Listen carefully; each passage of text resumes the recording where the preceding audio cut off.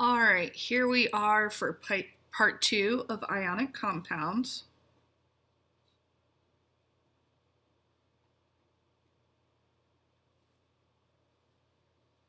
Now that we understand why certain elements will form the ions that they do, we can see when they combine together what they will form and in what ratios. So let's look at sodium sulfide.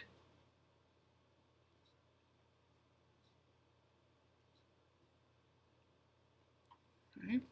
So sodium is Na, sulfide is S, the atomic symbol on your periodic table. Sodium is in the first column. So we know that each sodium ion is going to have a charge of +1, whereas sulfide is over where it has 6 valence electrons, and it will form an ion with a charge of -2. Well, those don't balance each other out to be neutral.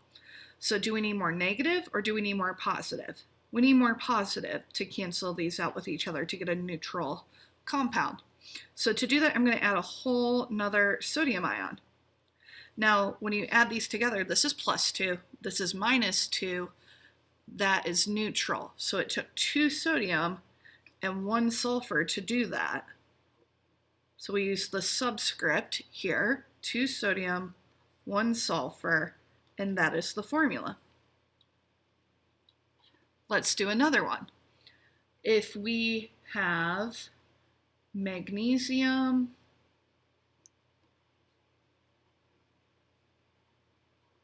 and nitrogen, I'm going to say magnesium nitride. Okay. I know the pattern on the periodic table. We wrote that down. Magnesium is here in the +2 column, and nitrogen is here, -3. I like to write my charges up there. So we are going to draw a picture this time.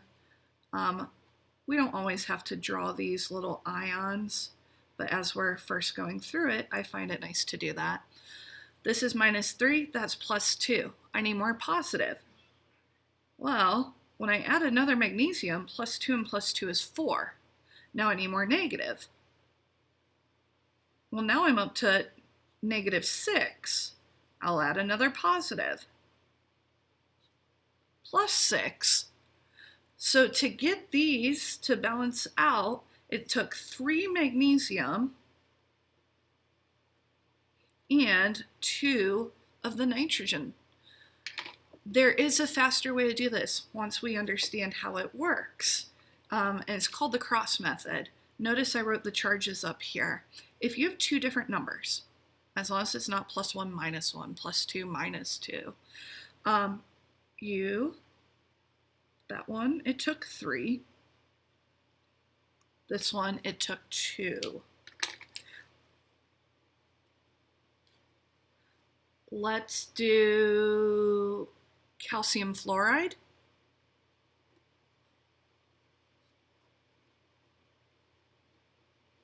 And I'm looking at the pattern on the periodic table. Calcium +2. Fluorine is over at -1. And this time I'm going to go directly to using the cross method.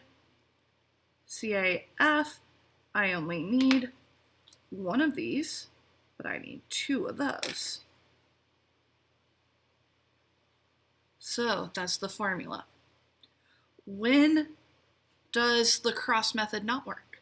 Let's do aluminum nitride. Aluminum is +3. Nitride's -3. Look at this, and if we visually do this, aluminum's +3, nitride's -3. Those are a perfect match. We don't need 3 of this and 3 of that. So since it's the same number, that is the formula. All right, now we're going to go into naming.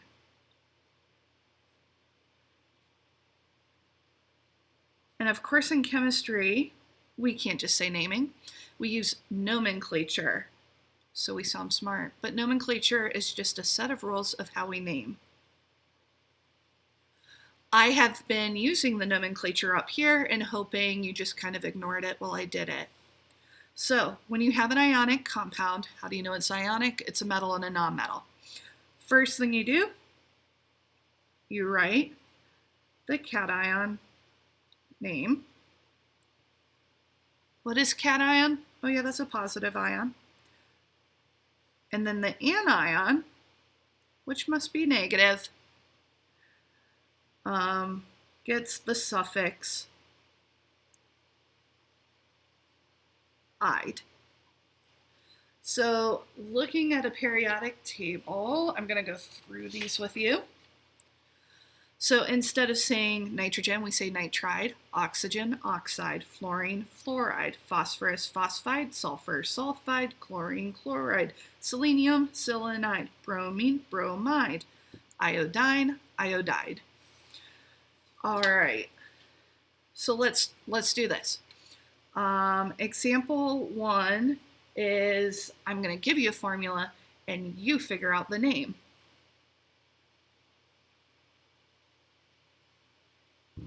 All right, super tricky. Not really. Here we go. The name, the cation is potassium.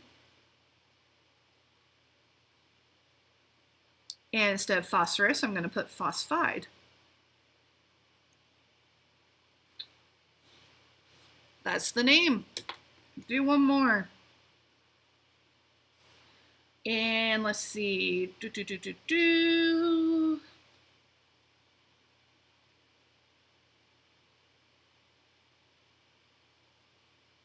All right, you could pause this and try it on your own. Why don't you do that? All right.